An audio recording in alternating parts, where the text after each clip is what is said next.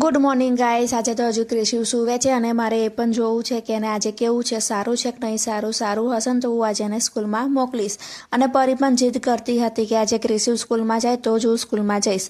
તો ક્રિશિવ ઉઠી એટલે મેં એને પૂછી જોયું તને તબિયત કેવી છે? તો ક્રિશિવ કહેવા માંડે કે મમ્મી કાલના કરતાં તો આજે ઘણું બધું સારું છે અને મેં એને દવા પીવડાવેલી એટલે એને અસર પણ સારી થઈ ગઈ અને એને ઊંઘ પણ બહુ આવતી હતી। તો એ મોડા ઉઠ્યો એટલે પછી મેં એને ચા નાસ્તો કરાયો અને પછી નવડાવીને તૈયાર કર્યા। તો પરીને મારે માથું ઓરવાનું હતું એટલે મેં પરીને કહ્યું કે તું માથું ઓરવા બેસી જા।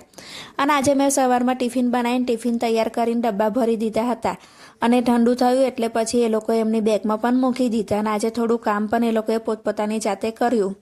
ક્રિશિવ આજે મને કહેતો હતો મમ્મી હું આજે રજા પાડું, સિસ્ટમ પાડ દેંગે। તો મેં કહ્યું કે કેમ? તો કે ના આજે હજુ તાવ આવે તો મેં કહ્યું હવે તાવ ના આવે, હવે તને તાવ પણ ભાગી જશે પણ તારે સ્કૂલે જવું પડશે। તો પરી કે મમ્મી એ સ્કૂલે નહીં જાય તો આજે હું પણ સ્કૂલે નહીં જાઉં। તો બંને મેં મનાયા અને ક્રિશિવ કહ્યું કે તને વધુ એવું લાગે તું મને ફોન કરાવજો, હું તને પાછો લેવા આવીશ।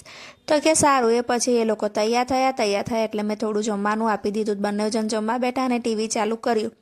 ટીવી ચાલુ કરીને એ લોકો ખાવામાં ધ્યાન ઓછું હતું અને ટીવી જોવામાં વધુ હતું। એમાં 10 વાગી ગયા। મેં એ લોકોને ફટાફટ મારા હાથે જમાડ્યા તૈયાર કર્યા અને કહ્યું કે ચાલો હવે સ્કૂલે જવાનો સમય થઈ ગયો છે। અને આજે થોડી ઠંડી જેવું વાતાવરણ હતું। મેં ક્રિશિવ કહ્યું ક્રિશિવ તું જેકેટ પહેરતો કે ના મમ્મી મને ઠંડી નહીં લાગતી। શાબાશ બેટા, બહુત બઢિયા મુન્ના। મારે 2-3 દિવસથી બેઝિકમાંથી પાણી નહોતું જતું। મેં આખી પાઇપ કાઢી, પાઇપમાંથી ઘણો બધો કચરો નીકળ્યો ને એ બધું ચોખ્ખું કર્યું। ત્યાર સુધી પરીને અને ક્રિશિવને બંને લઈને ઘરે આવીને એ લોકો રમતા હતા। ત્યાં સુધી આજે મારે ઢોસા બનાવવાનો હતો। મેં ઢોસાની દાળ બાફવા મૂકી દીધી, શાક બનાવીને તૈયાર રાખ્યું હતું, ઢોસા ઉતારવાની ચાલુ કરી દીધી। ગ્રીન ચટણી બનાવી, લાલ ચટણી બનાવી અને દહીં પણ લાવી હતી ને આ ઢોસો મેં સૌથી પહેલાં ક્રિશિવને ખવડાવ્યો અને એ કે મમ્મી મારે દાળ પણ પીવી છે। મેં એને અલગથી દાળ પીવા પણ આપી તો કે મમ્મી ખૂબ સરસ બની છે। ત્યાર પછી અમે લાયેલા બોક્સ બધા ખાલી કર્યા અને મોટા બોક્સમાં રમકડા ભરવાના હતા। તો છોકરાઓને મેં કહ્યું કે તમે બધા રમકડા અલગ પાડો ને કોથળીઓમાં ભરતા જાઓ। તે લોકો કોથળીઓમાં રમકડા ભરતા ગયા અને પછી છૂટા પાડ્યા અને એ લોકો કહેવા માંડ્યા કે અમારે થોડું રમવું છે। તો એ લોકોએ રમવા જેટલા રમકડા લઈ લીધા અને બીજા બધા બોક્સમાં ભરીને બોક્સ પેક કરી દીધું। સાંજ પડી એટલે એ લોકોને મેં ઢોસા ખવડાયા। ઢોસા ખાઈ લીધા પછી બંને જણ કહેવા માંડ્યા કે હું વાર્તા કહીશ ને પરી કે ના હું વાર્તા કહીશ। તો બંને વચ્ચે ઝઘડો પણ ખૂબ થયો।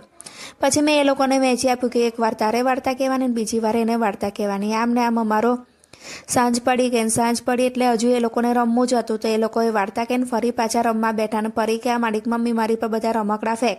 તો એને રમકડા ફેંક્યા। આમ પછી ફરી વાર પરીનો વારો આવે એટલે હું ક્રિશિવ બેઠા હતા અને પરી વાર્તા કહેતી હતી। પરીની વાર્તા પૂરી થઈ ગઈ ત્યાર પછી ક્રિશિવનો વારો આવ્યો। તો ક્રિશિવ એક્ટિંગ સાથે વાર્તા કહેતો હતો તો એને 1-2 વાર્તા કીધી તો એ કહેવા માંડે કે મમ્મી હજુ એક વાર્તા કહું, તું મારી વાર્તા સાંભળને હું કેવી કહું છું ને એ મને કહેજે। મેં કહ્યું સારું।